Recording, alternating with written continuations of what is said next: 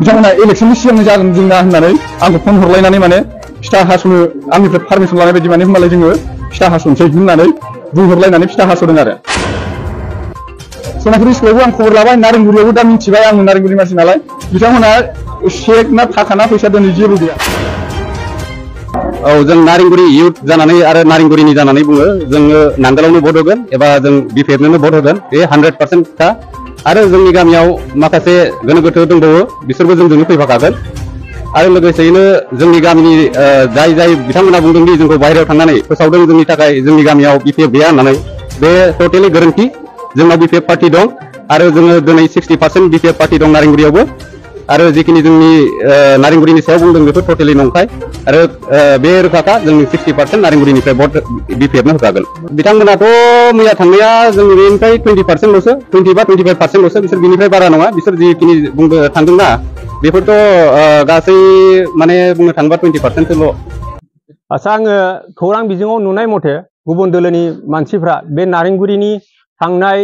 आं थारिखखौ गोसोआव गैला बारु जोंनि महिला दोलोआनो बिथांमोननि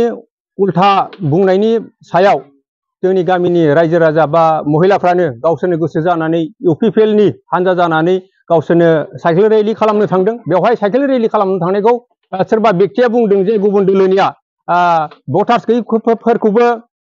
हाजिरा होनानै लांदों आरो साइकेलखौबो सोरनावबा बिनानैसो लांदों बेबायदि खोथा बुंदों खिन्थु बेबायदि जानाय नङा दिनै बिथाङा गावनि गामिनि जानानै गामिनि मानिखौ जानानै जुदि गावहा उदै बुंगोनब्ला बेखौ जोंहा जेबो माबानाय खिन्थु गामिखौ फाननाया बिथांमोननि बिराद गोरोन्थि जादों होननानै आङो बे खौरां बिजोंनि गेजेरजों बुंनाय जाबाय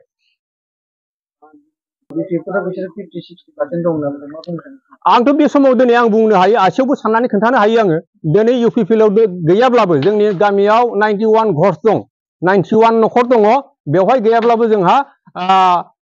70 बा 70नि एसे गाहायाव बेग दङ होननानै आङो रोखायै आं बुंनो हायो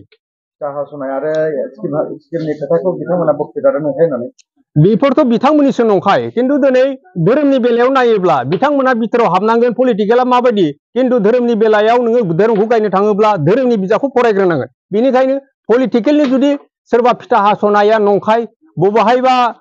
स्कुलाव होनाया नंखाय बेफोरबायदि बाथ्रा बुङोबा बबेबा मन्दिराव 2 लाख रां होनाया बेफोर गासैबो सेगा नंखाय होनना बुङोब्ला बिथांमोना माने मा होनो गासैबो रायजो राजाखौ मिसलेट होदों होननानै आङो बुंनो हायो आरो बिथाङा जुदि पलिटिकेल गायनोब्ला पलिटिकेलनि बिथोराव हाबनानै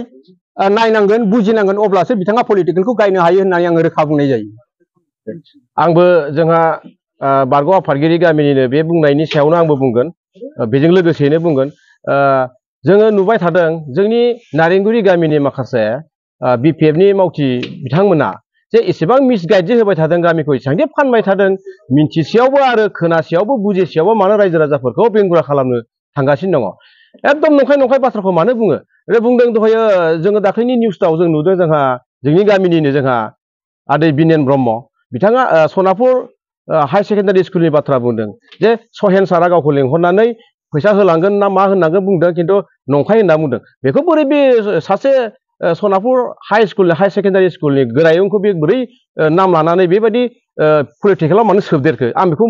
बिराद दुखु मोनदों सासे गाहाय फोरोंगिरिया जे पलिटिकेलाव नाम मख'जानांगौ बे माब्लाबाबो फैनो मोनामोन नाथाय बिसोरो बुंदों मानि थाखाय बेफोरबायदि मिसगाइड बुंबाय थादों आरो बुंदों दिनै महिलाफ्रा गावसोरनो गोसो जानानै अफिसखौ नायनो गोसो जानानै गाव गावनि साइकेलखौ लानानै फैनानै दिनै हानजा सुरदों दिनै नायदों मानबो मोनदों बिस्राफ्रा सनमानबो मोनदों दिनै बेयाव बिनि सायाव बिसोरो 500 थाखा ना मा हाजिरा होनानैसो लांदों होनना बुंदों आच्छा बे 500 थाखा हाजिरा बिनायखौ बिसोर प्रमान होनो हागोन नामा जोंनि गेजेराव बेबायदि नंखाय मिसगाइड होनानै रायजो राजाफोरखौ दिनै एकदम गावजों गाव मोखां नायलायनो हायै बायदि खालामबाय बिसोरो जों बिदिखौ मोजां मोनाखै पलिटिकेल गेलेनोबा मोजां निर्धारि भाबै गोसोखौ एकदम गुस्सा खालामनानै गेलेनांगौ बेबायदि गावजों गाव सिङाव थानानै मालायनि ओंखारनाय मालायनि जुगदान जाहैनायफोरखौ हिंसा खालामनानै बेबायदि मिसगाइड माने लाबोबाय थानायखौ जोङो मोजां मोना जोङो गामि दरसेयावनो जोङो रायजो जागोन इलेक्सन जोबखांनायनि उनाव जोङो ज' जागोन बे सिस्टेमाव जोङो पलिटिकेल गेलेनांगौ जाय पार्टिया जोंखौ सापर्ट होफैदों जों बेखौ वेलकाम खालामो नोंसोरबो नोंसोर पार्टियाव नोंसोर जाय मानसिखौ नोंसोरो बोनानै लानो हायो नोंसोर वेलकाम खालामना ला खिन्थु जोंनियाव बेबायदि माखा जुजाय गैया खिन्थु बे निउसखौ होनायनि थाखाय जों दुखु मोनदों दिनै सोरबा बुंदों जोङो नारेंगुरिनि इयुथनि जानानै होनना बुंदों जाय मानसिया बे इयुथनि जानानै होननानै बुंग्रा बे दिनैसिम नारेंगुरिनि मोनसेबो इयुथनि खामानि मावफेराखै मानो होनबा बे गामियावनो थाया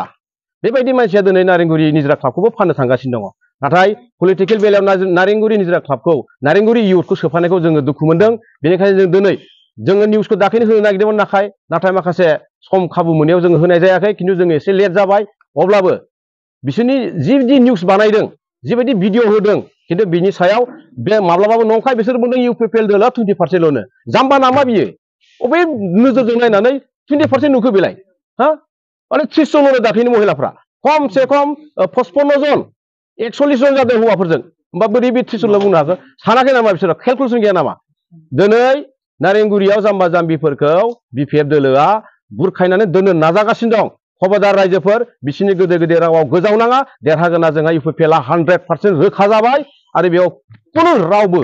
जोंनि देरहानायखौ हमथानो हाला दिनैनि समसिम जोंनियाव जयेन जाफैगासिनो दङ नोंथांमोनहाबो नुदों खोमा निउसनि गेजेरजों खिन्थु बिसोरो जोंनि निउसखौ नाया बेखायनो बिसोर बारा बुजिया